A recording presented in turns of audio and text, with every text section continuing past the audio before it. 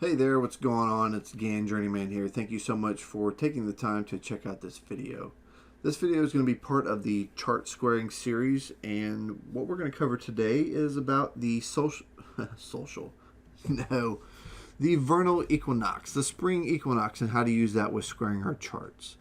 So if you're interested in this, stay tuned.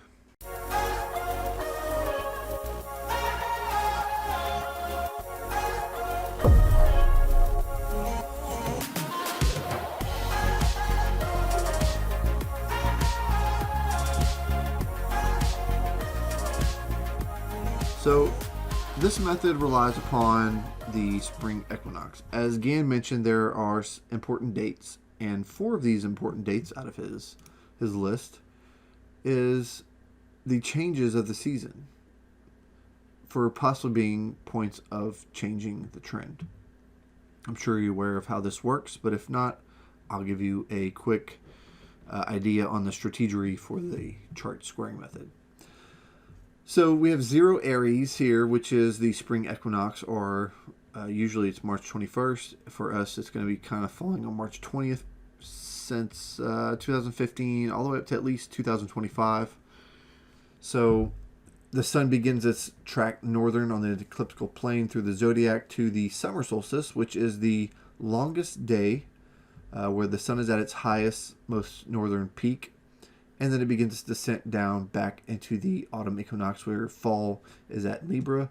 And as it crosses that, it goes into the most southern point of the ecliptic plane at the winter solstice. And that is the shortest day of the year. And then it completes its cycle back to 0 degrees. A lot of the ancient systems used these dates as a measuring point for the year.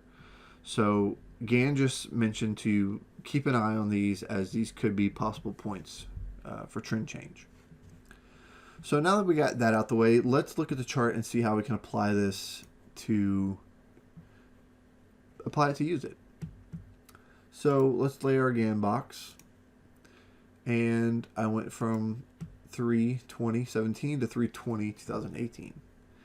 Now most people will have their Gann box where it's got all the angles and lines, and in that case most people are also going to say, hey, if you draw a million lines, at some point they'll all touch price, and it's irrelevant to draw that. So what I like to do is go to the simple Gann box, and the simple Gann box consists of just the 0, the 0.5, and the 1 for price and time levels, and turn on the angles. And what I'm looking for whenever I'm laying my Gann box is to have price respect these angles as much as possible. So I had the settings there up for you if you needed to go back, pause the video, and apply this settings to your Gann box as well. So what I'm going to do for this one is I want to squeeze price in. I want to just take the candle body where the high is and the low is. Wicks are a debatable topic that a lot of people say to use them. Some say don't use them. I say do what works and what makes the most sense from an alignment standpoint with price. So on this video we have ConocoPhillips here, COP, and I'm going to go with its low. So I'm looking at 42.27. And then for its high, I don't want that wick. I'm going to take the candle body open there. So I'm going to go at 60.75. So let's squeeze this Gann box down a little bit. So with it being set like that, I see a few things that I already like. This angle here was tested quite a bit. It broke down and decisively broke through this 45-degree angle, tapped nicely on this angle, didn't reach the bottom, so it went back to test with a nice impulse. Tested, broke down.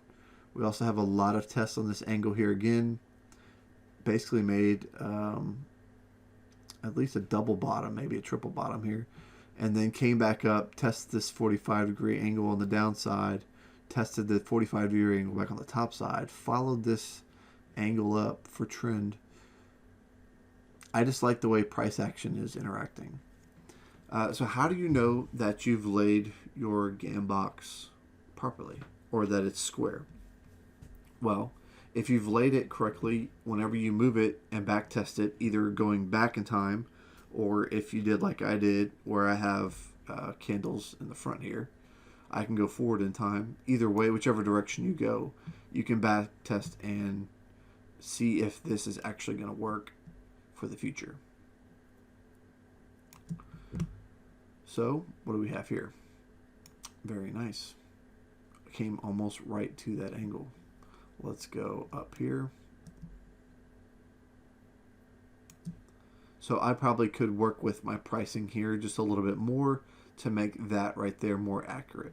But overall, I like it's very close. We have a lot of touches on this 45-degree angle here. A lot of chop through this 50.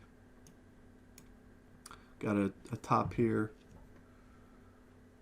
So I'm looking for price to interact with these major angles as much as possible and have touches on them. Let's continue on and add some more. So I'm going to go here. I like that.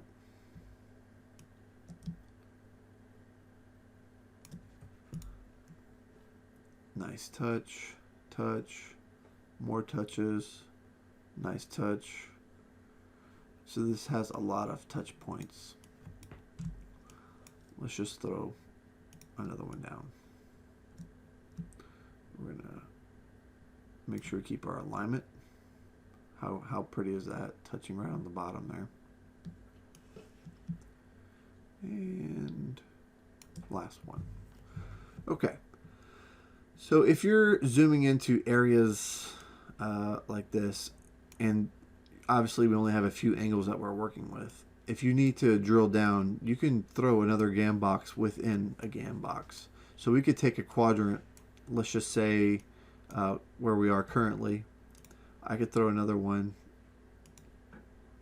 bring it down, and try to get those angles to match up nicely. And now I have additional angles of support and resistance that I can look to. If I want to drill down even further, just into this area right here, I can take another one. And there is a method for this as well that I'm going to cover in another video, where there's a certain way you use this to square the chart using just that one method. And as you drill down, just be aware that the lines will start to not align exactly in TradingView. But as you can see, there is that hidden angle right there that was acting as resistance. So I hope that you have found this helpful.